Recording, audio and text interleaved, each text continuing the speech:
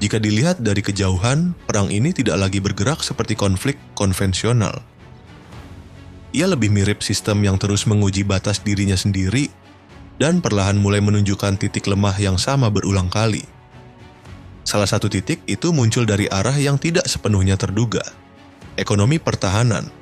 Keputusan Amerika Serikat untuk menggelontorkan hampir $2 miliar bagi sistem kontra drone Kuwait bukan sekadar penguatan militer, tetapi bentuk pengakuan tidak langsung bahwa ancaman utama sudah bergeser. Serangan yang sebelumnya mencapai bandara internasional Kuwait dan menimbulkan korban jiwa memperlihatkan bahwa hambatan teknis lama tidak lagi cukup untuk melindungi infrastruktur sipil maupun militer.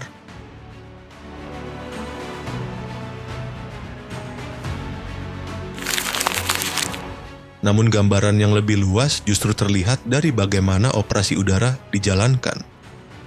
Dalam laporan CBS News, satu nama pilot F-15E muncul dalam rangkaian peristiwa yang menunjukkan tekanan ekstrim pada sistem operasi modern.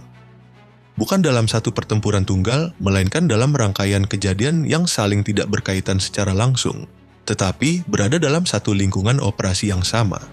Pada satu titik, koordinasi udara di kawasan Teluk yang melibatkan banyak negara menciptakan kondisi di mana identifikasi target menjadi sangat rapuh. Dalam situasi tersebut, terjadi insiden tembakan yang melibatkan unit sekutu Kuwait dan 3 F-15E Amerika. Sebuah contoh bagaimana kompleksitas operasi gabungan bisa menghasilkan hasil yang tidak diinginkan, bahkan tanpa keterlibatan musuh. Di waktu berbeda, 2 pesawat tanker KC-135 mengalami kegagalan fatal saat menjalankan misi pengisian bahan bakar di udara. Tidak ada serangan lawan, tidak ada kontak tempur, hanya batas teknis dan operasional yang terlampaui hingga menyebabkan tabrakan. Lalu, pada 3 April, F-15E yang sama kembali terlibat dalam misi di wilayah Iran dan berakhir ditembak jatuh oleh sistem pertahanan darat. Pilot berhasil selamat, tetapi insiden ini menutup satu rangkaian yang memperlihatkan betapa berlapisnya risiko dalam operasi udara modern. Jika semua ini diletakkan dalam satu kerangka, pola yang muncul bukan sekadar daftar kecelakaan atau kegagalan individu. Ini adalah gambaran tentang sistem yang bekerja di batas maksimalnya, di mana setiap lapisan, dari teknologi hingga koordinasi manusia, mulai saling menekan satu sama lain. Dan di tengah semua kompleksitas itu, satu jenis ancaman terus muncul tanpa perlu kompleksitas yang sama. Sistem kecil, murah, dan terus berkembang yang mengubah cara perang dihitung, drone.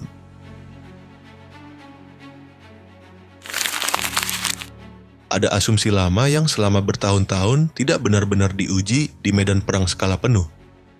Bahwa dominasi teknologi Amerika otomatis berarti dominasi di udara.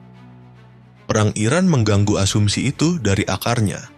Yang runtuh bukan hanya sistem senjata tertentu, tetapi keyakinan bahwa kombinasi stealth, jamming, dan presisi tinggi bisa selalu menjaga kontrol penuh atas langit. Dalam praktiknya, keunggulan teknis ternyata tetap memiliki titik tembus. Salah satu momen paling banyak dibahas terjadi pada 19 Maret 2026 ketika sebuah F-35 senilai $80 juta mengalami kerusakan berat setelah terlibat dalam pertempuran dengan Iran dan dipaksa keluar dari operasi. Fakta bahwa jet generasi kelima itu bisa dilumpuhkan di medan tempur aktif menjadi sinyal penting bagi banyak analis. Keunggulan tak terlihat, tidak lagi absolut. Namun tekanan tidak berhenti di situ.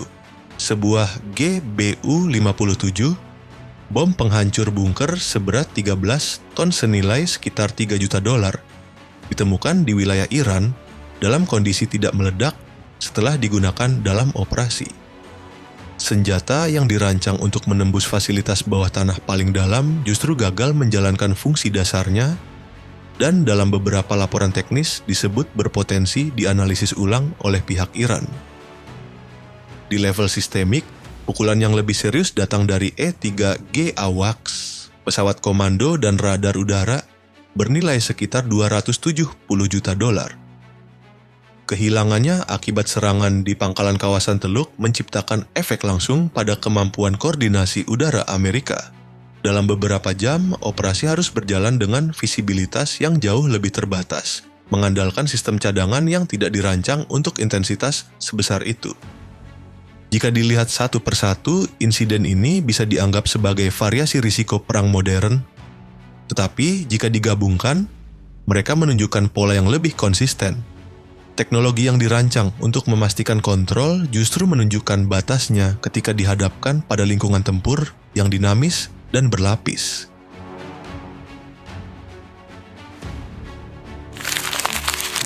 Dalam perang modern, tidak semua kerusakan terjadi di medan tempur. Sebagian justru terjadi jauh sebelum peluncuran pertama, di ruang yang tidak pernah terlihat oleh publik, jalur komunikasi dan pengambilan keputusan. Disinilah kegagalan ketiga muncul, tanpa ledakan, tanpa puing, tetapi dampaknya menjalar ke seluruh sistem. Pada Maret 2025, sebuah kanal komunikasi internal dibentuk oleh Mike Waltz, penasihat keamanan nasional Amerika Serikat, menggunakan aplikasi Signal untuk menghubungkan pejabat tinggi keamanan negara. Sistem ini dirancang sebagai ruang cepat untuk koordinasi krisis. Namun justru di ruang yang mengandalkan kecepatan itulah kesalahan terjadi. Satu nama masuk tanpa sengaja, Jeffrey Goldberg, jurnalis dari The Atlantic. Dari titik itu, batas antara ruang tertutup dan ruang publik menjadi kabur. Situasi berubah drastis ketika detail pembahasan operasional mulai muncul dalam percakapan tersebut. Materi yang seharusnya berada di level klasifikasi tinggi ternyata dapat diakses di luar lingkaran yang direncanakan. Artinya, keputusan yang bersifat strategis tidak lagi sepenuhnya berada dalam ruang tertutup yang diasumsikan aman. Dampaknya tidak berhenti di sana. Dalam evaluasi perang yang kemudian beredar, muncul gambaran bahwa gangguan di lapisan informasi ikut memperburuk kualitas keputusan di lapangan.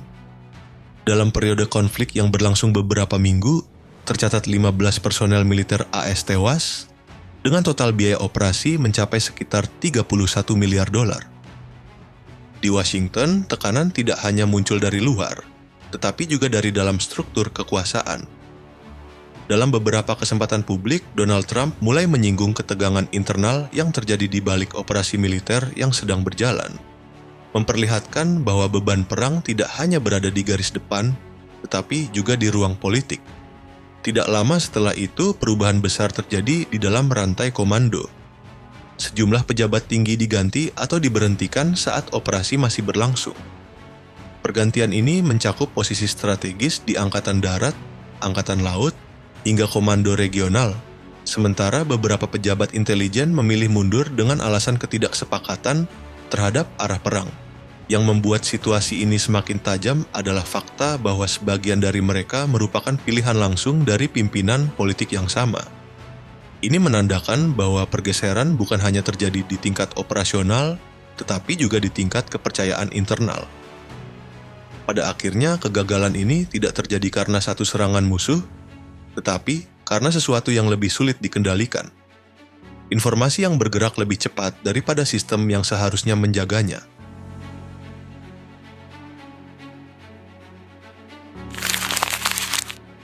Pada tahap ini, perang tidak lagi hanya ditentukan oleh siapa yang menembak lebih dulu, tetapi oleh pertanyaan yang jauh lebih sederhana. Siapa yang masih punya cukup peluru untuk terus bertahan? Dan jawabannya mulai terlihat mengkhawatirkan bagi satu pihak. Di belakang operasi udara yang terus berjalan, terjadi tekanan besar pada sistem persediaan senjata Amerika Serikat. Lapisan pertahanan jarak jauh seperti THAAD menjadi indikator paling jelas. Dengan total sekitar 534 unit dalam inventaris pada akhir 2025, sistem ini sebenarnya dirancang untuk menghadapi skenario terbatas, bukan konsumsi intensif dalam waktu singkat. Namun dalam 16 hari pertama Operation Epic Fury, sekitar 198 unit sudah digunakan. Dalam skala strategis, angka ini berarti hampir 40% stok terkuras dalam waktu kurang dari 3 minggu. Masalahnya bukan hanya seberapa cepat senjata digunakan, tetapi seberapa lambat ia bisa diganti. Produksi tahunan yang hanya berkisar 96 unit membuat pemulihan stok membutuhkan waktu bertahun-tahun, dengan jadwal pengiriman berikutnya baru diproyeksikan pada 2027. Tekanan serupa terjadi pada sistem Patriot. Dalam periode awal operasi, lebih dari 400 rudal telah ditembakkan untuk menghadang ancaman udara. Namun, kapasitas produksi penggantinya tidak bergerak secepat konsumsi di medan perang. Secara sederhana, laju penggunaan jauh melampaui laju pengisian ulang. Ketidakseimbangan ini menciptakan situasi yang tidak biasa dalam logika militer modern. Sistem pertahanan menjadi efektif secara teknis, tetapi rapuh secara matematis. Setiap intersepsi memiliki harga yang sangat tinggi, sementara ancaman yang dihadapi datang dalam jumlah besar dengan biaya yang jauh lebih rendah. Di titik ini, perang mulai berubah menjadi perhitungan asimetris. Drone bernilai puluhan ribu dolar dipaksa berhadapan dengan rudal bernilai jutaan dolar. Dalam jangka panjang, rasio seperti ini bukan hanya persoalan efisiensi, tetapi persoalan daya tahan. Pada 12 Mei 2026, gambaran situasi ini semakin jelas ketika seorang pejabat Pentagon secara tidak resmi menyebut bahwa Amerika telah kehilangan 39 pesawat dalam konflik tersebut. Sebagian di antaranya tidak mudah digantikan karena keterbatasan produksi dan usia platform. Di tengah kondisi itu, pilot F-15E yang sebelumnya mengalami 2 insiden kembali diterjunkan ke misi. Namun kali ini, ia tidak lagi beroperasi di bawah sistem yang penuh. Lapisan perlindungan yang seharusnya menopang misi sudah tergerus, stok amunisi menurun, dan ruang untuk kesalahan menjadi semakin kecil. Ia tidak sedang terbang ke medan yang sama. Ia terbang ke medan yang cadangannya sendiri sudah mulai habis.